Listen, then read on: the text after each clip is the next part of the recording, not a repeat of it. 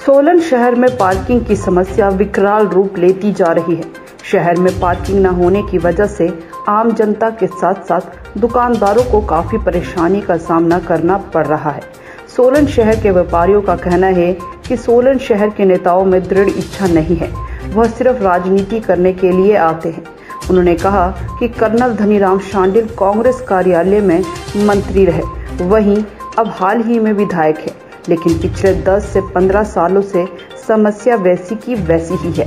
उन्होंने कहा कि सोलन के नेता कार्य नहीं करना चाहते हैं। उन्होंने कहा कि माल रोड पर भी एक पार्किंग बनने जा रही थी, जिसको लेकर नगर निगम और डिफेंस के बीच कुछ विवाद हुआ था, लेकिन वह अभी तक नहीं बनवाई है। देखिए, ये एग्जिस्टिंग समस्या आज की नहीं है, 10 साल से लगातार चल रही है।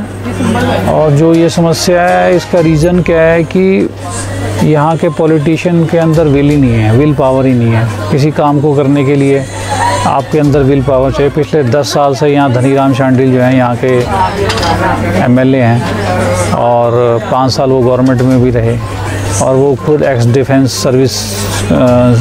सर्विसमैन है। और ये जो इशू है, ये state administration versus municipal corporation versus defence का एक समस्या जो माल रोड पे पार्किंग है, मैं उसके बारे में बात कर रहा हूँ।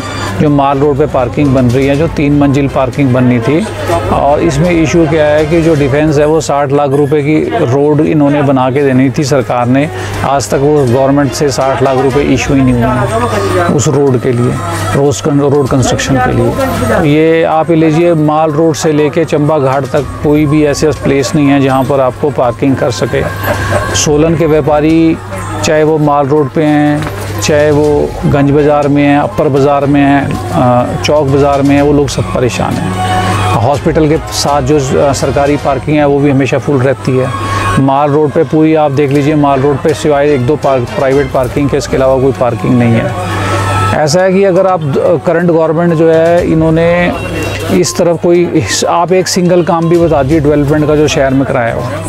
और जो यहाँ के जो रनर अप कैंडिडेट थे मिस्टर राजेश कश्यप, उनको भी मेरे को लगता नहीं डॉक्टर राजेश कश्यप को भी इन प्रॉब्लम्स का कुछ पता है। अगर आपकी विल पावर होती तो आप सिराए जो है शिलान्यास करने के और काम क्या करवाया। आज की डेट में जो हमारी सबसे ज्वलन समस्या है, हमारे कोविड के दौरान व्यापार वैसे ही बहुत डाउन है और उस व्यापार को बचाने के लिए अब हमारे हाथ जो हैं वो खड़े हो गए हैं।